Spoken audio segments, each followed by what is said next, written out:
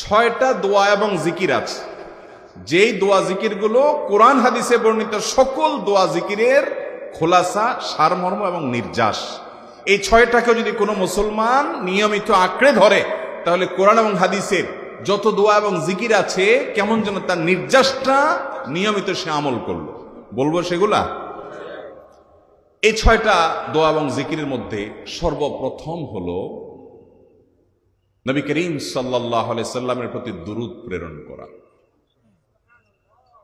নবীজি সাল্লাল্লাহু আলাইহি সাল্লামের প্রতি দুরূদ প্রেরণ করার আমল এরকম আমল, আপনি যদি সারা দিনে শুধুমাত্র নবীজির প্রতি দুরূদ প্রেরণ করার আমলটাই জিকির হিসাবে সবচেয়ে বেশি করেন, দোয়া হিসাবে যদি এটাই আপনি সারাদিন করতে থাকেন, তো আপনার জন্য যথেষ্ট হবে, আল্লাহর কাছে আর কিছু না চাইলেও চলবে। দুরূদ মানে হলো নবীজির জন্য দোয়া করা। ভাই, আল্লাহ তার হাবিবকে রহম করবেন, আপনার আমার দোয়ার দিকে আল্লাহর তাকানোর কোনো ঠেকা আছে? নবীজি কি আমাদের দোয়ার কোনো মুখাপেক্ষী?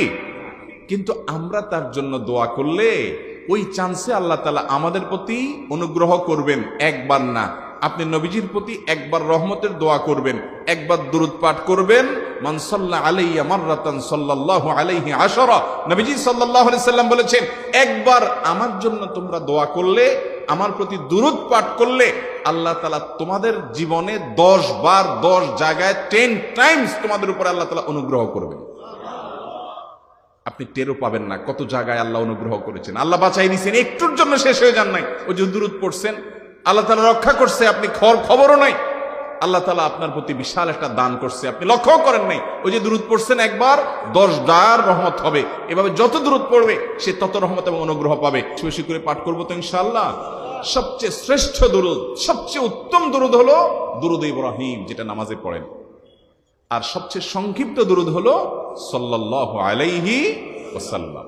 নাম্বার 2, ইস্তিগফার। এটাও বেশি বেশি করতে হবে, কারণ ইস্তিগফার সম্পর্কে কোন কোন হাদিসের ভাষ্যের মধ্যে মান লাজিমাল ইস্তিগফার ভাষ্য এসেছে, অর্থাৎ যে ব্যক্তি ইস্তিগফারকে আঁকড়ে ধরবে, এটাকে কন্টিনিউয়াসলি করবে, ইস্তিগফার কখনো ছাড়বে না, সবসময় তার মধ্যে ইস্তিগফার অব্যাহত থাকবে, ওই ব্যক্তিকে আল্লাহ রাব্বুল আলামিন বিভিন্ন পেরেশানি থেকে সারপ্রাইজড হওয়ার মতো এমন এমন পথ বের করে দিবে যে সে চিন্তাও করে নাই। তার পেরেশানি থেকে মুক্তির পথ আল্লাহ তাআলা দেখায় দিবে। ছেলে মেয়ে হয় না, অথবা ভালো ছেলে মেয়ে নাই, আল্লাহ তাআলা নেক সন্তান দিয়ে তোমাকে শক্তিশালী করবেন। নাম্বার 3, এটা আমাদের বেশিরভাগ মানুষ জীবনে হয়তো শুনেনও নাই, অনেকে হয়তো শুনছেন, আমল করা হয় না।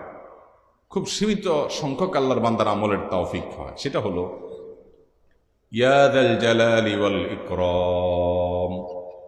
এটা একটা জিকির, আল্লাহ তাআলাকে ডাকা, আহ্বান করা, এটাই জিকির। ইয়া যাল জালালি ওয়াল ইকরাম। নবী করিম সাল্লাল্লাহু আলাইহি সাল্লাম বলেছেন, আলিজু বিয়া যাল জালালি ওয়াল ইকরাম। তোমরা ইয়া যাল জালালি ওয়াল ইকরাম এটাকে আঁকড়ে ধরো, এটাকে নিয়মিত করো, বেশি বেশি করে বলতে থাকো এটাকে, সব সময় এটাকে মুদাওয়ামাতের সাথে কন্টিনিউয়াসলি এটা বলতে থাকো, ইয়া যাল জালালি ওয়াল ইকরাম।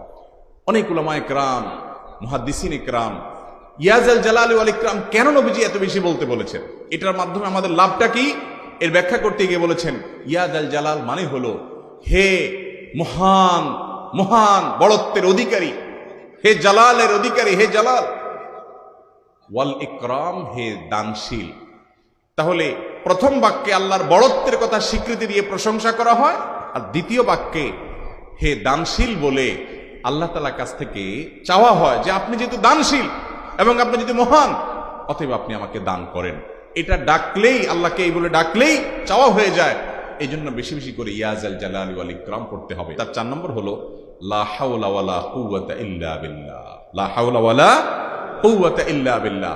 নবী করিম সাল্লাল্লাহু আলাইহি সাল্লাম বলেছেন, তোমাদেরকে কি আমি জান্নাতের একটা ভান্ডারের খবর দিব, যেটা জান্নাতের ভান্ডার, সওয়াব টওয়াব না, সাধারণ অল্প স্বল্প সওয়াব না, পুরো জান্নাতের ভান্ডারের সন্ধান দিয়ে দিব। সাহাবা ইকরাম তো চাইতেনই সেটা। নবীজি সাল্লাল্লাহু আলাইহি সাল্লাম তখন বলেছেন যে লা হাওলা ওয়ালা কুওয়াতা ইল্লা বিল্লাহ, এটা হলো কানজুম মিন কুনুজিল জান্নাহ, জান্নাতের ভান্ডার সমূহের মধ্যে থেকে একটা বড় ভান্ডার হলো লা হাওলা ওয়ালা কুওয়াতা ইল্লা বিল্লাহ। অতএব এই আমলটাও বেশি বেশি করবেন। 4 নম্বর আমল হয়ে গেল। 5 নম্বর আমল হলো দোয়া ইউনুস। দোয়া ইউনুস জানা আছে তো? লা ইলাহা ইল্লা আনতা সুবহানাকা ইন্নী কুনতু মিনাজ জালিমিন। ভাইরা আমার, অর্থের দিকে তাকায়া মাঝে মধ্যে মোবাইল টোবাইল সব ফালায় রেখে একটু আল্লাহর সাথে কথা বলবেন, আল্লাহর সাথে একটু কানেক্টেড হওয়ার চেষ্টা করবেন, আল্লাহর সাথে একটু সংযুক্ত হওয়ার চেষ্টা করবেন। ডিসকানেক্টেড তো পুরো লাইফটা কাটাই দিলেন, একটু কানেক্টেড হওয়ার চেষ্টা করেন। প্রতিদিন কিছু সময় বসে একটু জিকির করেন, চলতে ফিরতে একটু আল্লাহকে সময় দেন। আপনি উপকৃত হবেন, আপনার কল্প জিন্দা হবে, আমল নামা সওয়াবে পরিপূর্ণ হবে। লা ইলাহা ইল্লা আনতা সুবহানাকা ইন্নী কুনতু মিনাজ জালিমিন। অর্থের দিকে তাকান, কত মর্মস্পর্শী। লা ইলাহা ইল্লা আনতা, আল্লাহ আপনি ছাড়া কোনো সত্যিকারের মাহবুদ নাই, উপাস্য নাই। সুবহানাক, আপনি পবিত্র, আমি আপনার পবিত্রতা জ্ঞাপন করছি।